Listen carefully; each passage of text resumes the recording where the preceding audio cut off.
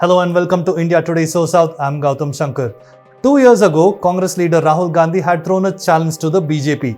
He said, "You can never ever in your entire life rule over the people of Tamil Nadu." But a lot has changed, or at least seems to have changed in Tamil Nadu, with the BJP state president Annamalai having established himself as a serious player in the land dominated by Dravidian politics. Back then, the BJP was a fringe player in Tamil Nadu with a vote share of less than 3%. Now, Annamalai is talking about a vote share of over 20% in this upcoming Lok Sabha elections.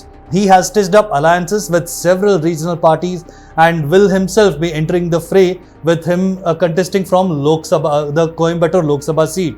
Now, T.S. Sudhir, a senior journalist and political commentator, has written an opinion piece titled Singham, Annamalai in Coimbatore electoral ring makes the contest riveting.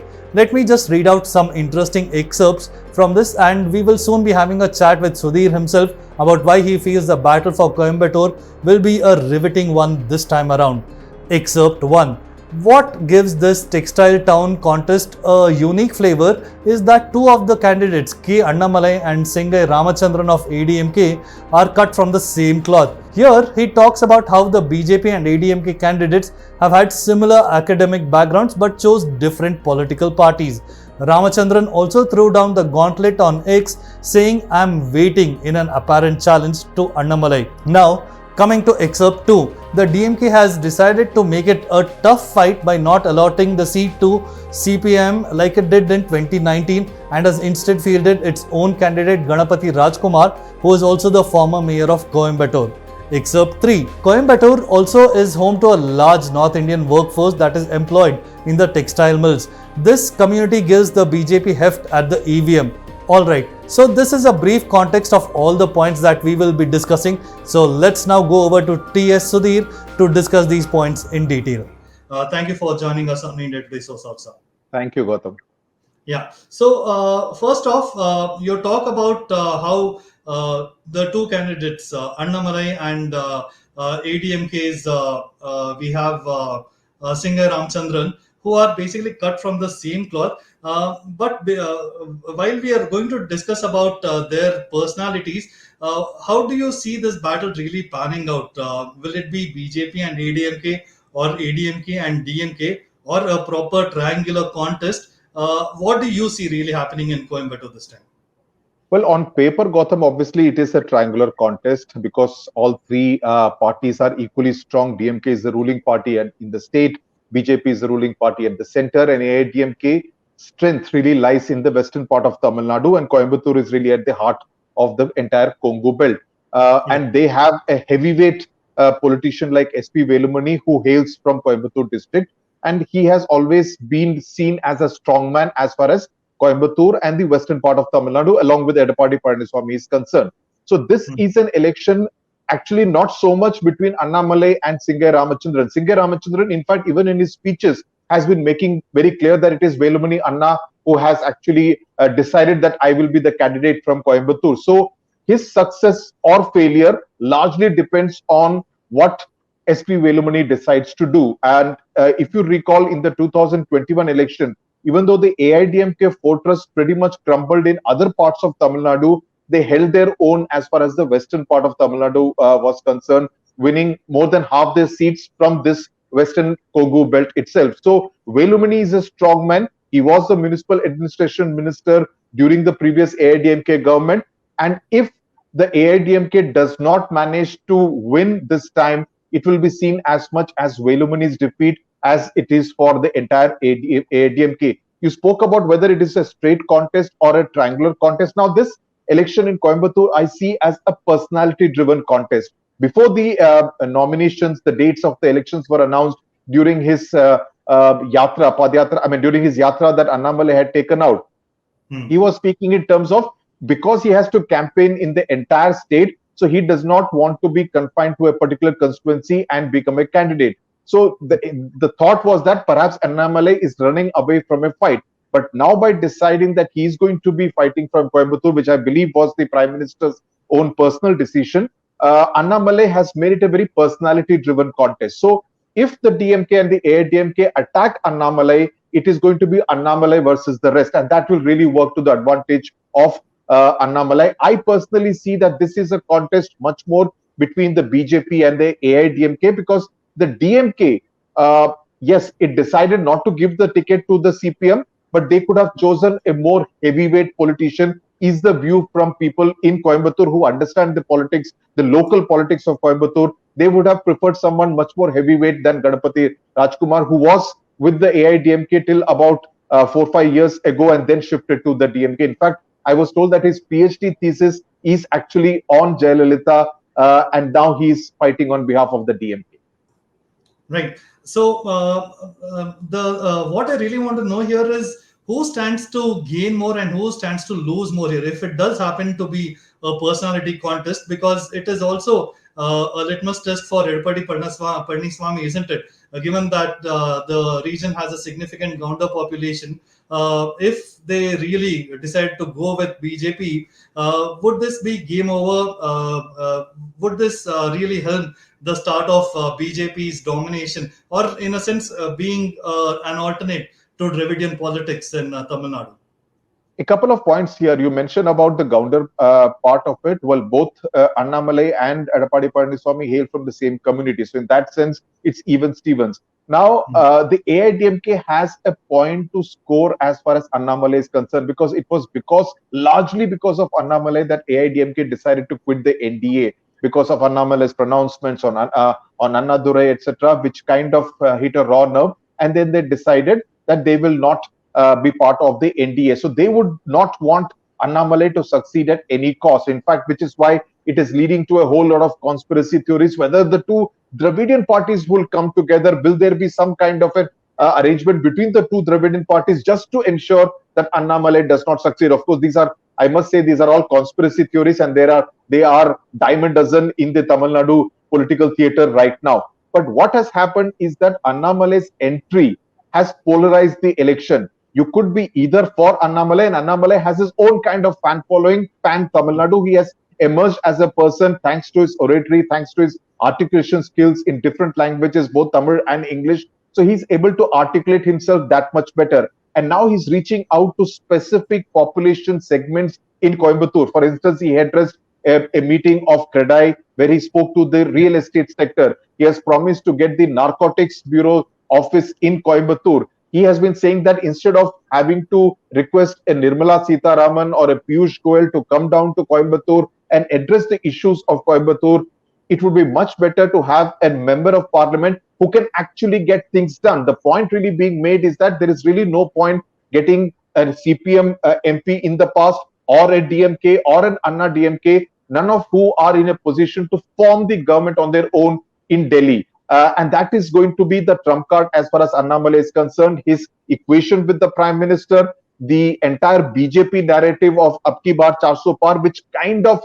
pushes that narrative that we are going to come back to power. So that kind of even compels or nudges even the neutral voter to think that should we have an MP who has a stake in the power structure in Delhi. And the fact that the AIDMK does not have a national narrative, that will be its biggest negative point. Its plus point definitely is the Espo Velumani factor, because he has a lot of clout in Coimbatore. But the minus point is that the AIDMK, which is not aligned with either of the two national parties, has nothing to offer in terms of the power structure in Delhi. So that will be something which Annamalai would hope to capitalize on.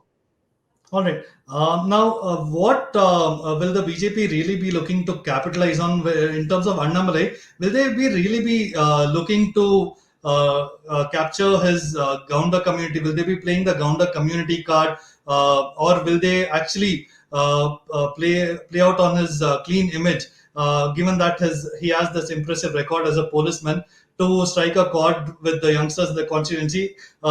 Given that Tamil Nadu goes to election in the first phase, how do you think BJP is going to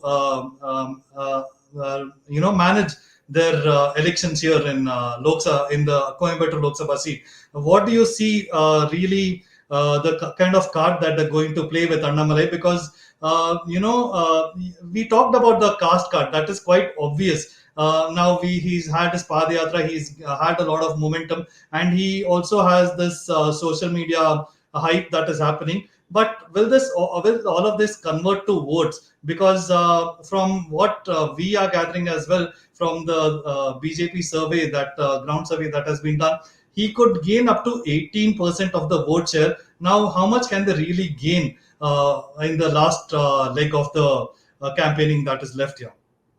I don't think for one he's going to be really overplaying the Gounder card, because I don't think that's really much of a factor. And Annamalai's personality is not that he's kind of focusing too much on his caste. Yes, because of his IPS background, because of the kind of image he had as a police cop officer in Karnataka cadre, he has his own kind of fan following, especially the youth. The youth see him as some kind of a role model, as someone to emulate, not just in terms of his educational accomplishments, but also in terms of his professional achievements. The fact that he's a Coimbatore educated boy, having done both his graduation here and thereafter now contesting here as the MP from Coimbatore, obviously makes him someone that, of an aspirational kind of a figure. So all these things are going for Annamalai and the BJP.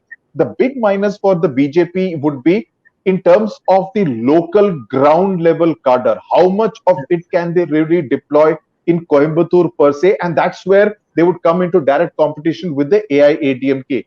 Even in 2021, the fact that Vanati Srinivasan was able to defeat someone as high profile as Kamal Hassan by a very tiny margin of 1700 odd votes was basically because of the vote transfer that happened from the AIADMK to the BJP, which were contesting together at that point in time. Minus the AIADMK, how strong is the BJP? That will be tested in this particular election.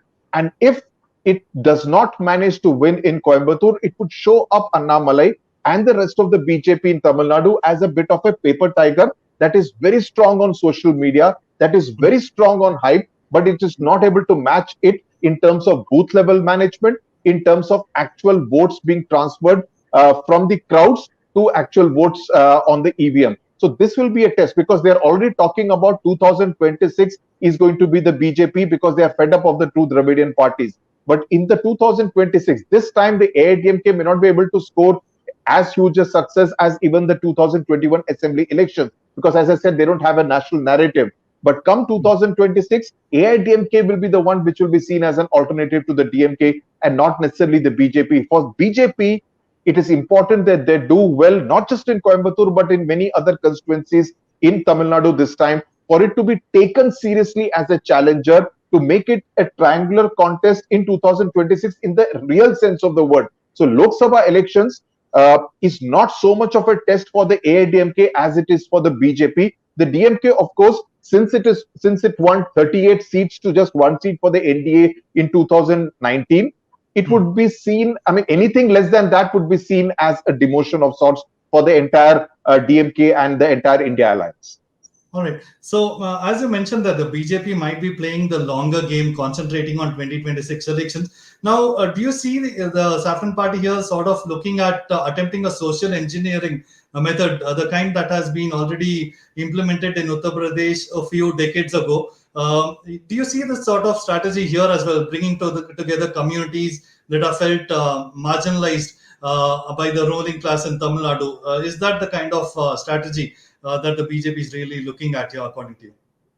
No, see, many years ago, the BJP in Tamil Nadu was seen essentially as a party which was dominated by the upper caste. It was known, I mean, it was referred to as the Brahmin Janata Party, etc. When the likes of Jana Krishnamurthy, etc., were at the helm of affairs. No longer so. I mean, now it's a Gounder who is the president. You have the union minister from here, Murugan, who is contesting against A. Raja. Then they have also stitched this coalition alliance with the likes of the PMK, the Vanyar community, bringing in the Vanyar community vote. You have the Tevas through Dinakaran and O. Selvan. So in that sense, they're trying to have a rainbow coalition of different castes and communities. So that is something the BJP is conscious of doing. They want to do, and they're trying to do their best.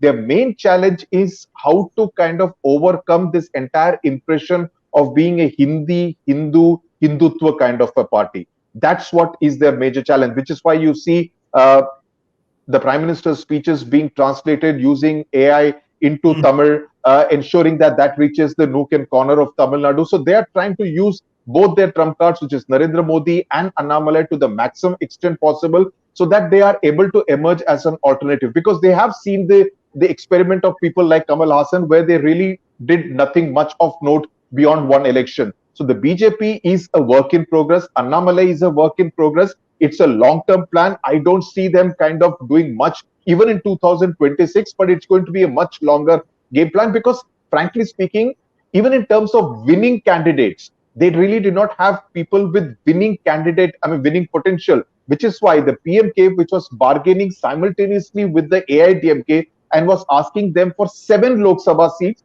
and the AIADMK was not willing to give them 7 Lok Sabha seats. The DMK has given it 10 Lok Sabha seats to the PMK. So obviously the BJP felt that it has many more seats to give to its alliance partners in order to keep everyone happy, which is why it has managed to get a Paneerselvam, a TTV Dinakaran and a PMK into the fold in order to ensure that the vote share of NDA essentially increases in this particular Lok Sabha election. All right. So there you have it, Mr. T.S. Sudhir there, explaining very well how the BJP is playing a long-term game here. But Annamalai's success or failure will definitely play a massive role in BJP's grand plans for Tamil Nadu. Thank you for so much for joining us on this discussion, Thank T.S. you. Sudhir. Thank you. Thank you, Gautam.